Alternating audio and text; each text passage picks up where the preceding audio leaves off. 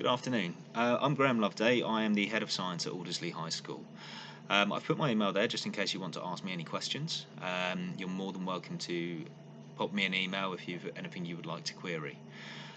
The purpose of this PowerPoint is just to take you through what we can all be doing to ensure that the students are really excelling in science this year and that they're going to achieve absolutely fantastically well in their end of year exams. So it's a difficult time, and the most important thing is the students are completing really effective, useful independent study, and that this independent study is started right from the outset and not left towards the end of the year. And we're going to make sure that we're doing absolutely everything we can to support them in this.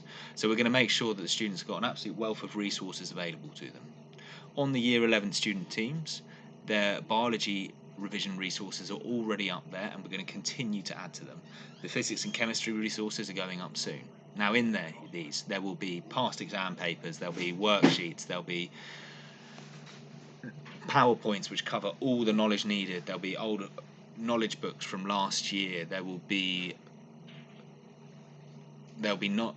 revision mats and even flashcards, absolutely everything the students need. Please encourage them to explore these and take advantage of them.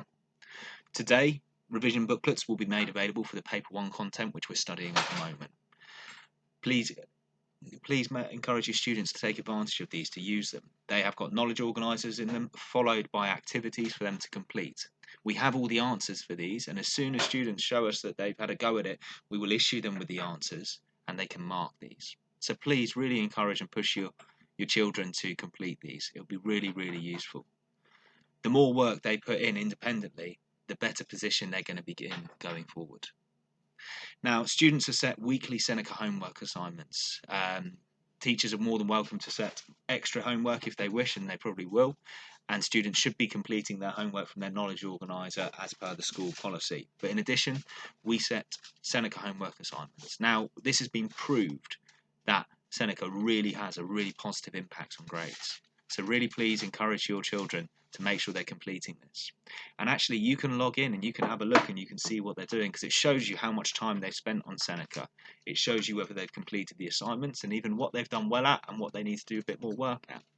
So it'd be fantastic if you could sit down and just have a look through what the Seneca work that your children have done so far. So we now finished our course content, and we are now in skill development and revision cycles. We will be reviewing all course content, and we'll be developing our students' skills and deepening their understanding of the science curriculum. It's at this point that any gaps from lockdown will be addressed. However, our team work exceptionally hard to produce fantastic lessons for these, all of which the students will get printouts from. Please encourage them to bring these resources home and to continue to use them at home. As I said, they are fantastic. And most of all, just keep on encouraging them and talking to them about their science. Ask them what they studied in science today, anything they've learned, and anything that particularly interests them, so that we keep on keeping science first and foremost in their minds. Just to give you a quick overview of the year. So you will be receiving the ROP1s today, and this was based off a full paper 2 exam. Okay, so in the trilogy they sat full paper 2 in biology, chemistry and physics, and this was a 1 hour and 15 minute exam. And then the grade that you see on their ROP is the combined grade from that. For the triple scientists, it was a 1 hour 45 minute exam in biology, chemistry and physics, and you'll get individual grades for those ones. Coming up in January, they will sit a full paper 1 exam, and again we'll be reporting the grades on that. And then so up till that January ROP2, we will be revising that paper 1 content. Then after that we'll switch back to looking at the paper 2 exam content, and again we'll be revising that, and then again they'll sit a new full paper 2 exam. The ROP issued at that point will be combined from paper 1 and from paper 2, and so will be a very, very accurate representation of exactly where your children are in terms of their science grading and against their target grades. And then again we switch back to full paper 1, and then we focus on the full paper 1 exam content up until that final ROP for around April time, and again that ROP grade reported will be combined from paper 1 and paper 2. and again that will be even more accurate representation of where they are. And then after that, it's our final push towards the exams. It's where we carry out a huge amount of intervention, and we can use all the data we've collected throughout the year about what our students are good at, what they need a bit more work at, and we make sure that the lessons we are delivering are tailored to their needs. So once again, it's all about what the students can be doing independently, but also you guys can be doing to support them at home. And I've already talked about Seneca. I cannot express enough how important Seneca is, that they keep on doing those Seneca learning and actually going above and beyond and doing a bit extra on it. These online tutorials interlinked with questions have been shown, scientifically proven, to improve grades.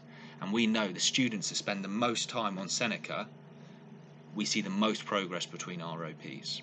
So really please encourage them to get onto Seneca Learning and complete those assignments, but actually to do a bit extra. And we'll be giving out rewards based on how much they do. Other things you can look at is YouTube, free science lessons. These are extremely informative videos that cover all the knowledge in brief little topics and are very useful revision resources. Again, BBC Bite Size, GCSE Science, they've got courses for AQA, they've got the single science for biology, chemistry and physics, but also the trilogy, so it's completely tailored to whatever course your child is sitting, and they're really useful. They have tutorials, but they also have questions in there as well, and lots of videos. And finally, there is the actual AQA website. So we are sitting the AQA exam. If you go on AQA, you can go to the combined science, the trilogy, or you can go to the single science for biology, chemistry and physics. And on this you'll find the specification which shows exactly what needs to be learned, and we'll be issuing checklists to students later in the year so they can reflect on their learning. But on that, students will find extra past papers and assessment materials that they can use to practice as well. So that practice is really, really important. If you have any other questions, please ask and pop me an email and I will get back to you as soon as possible. One other thing that I will mention before I go is about revision guides. Now, we will be making revision guides available to be purchased by students in the near future. Now, I really recommend that students take advantage of these, as they are incredibly useful for that independent study. Thank you very much and have a good afternoon.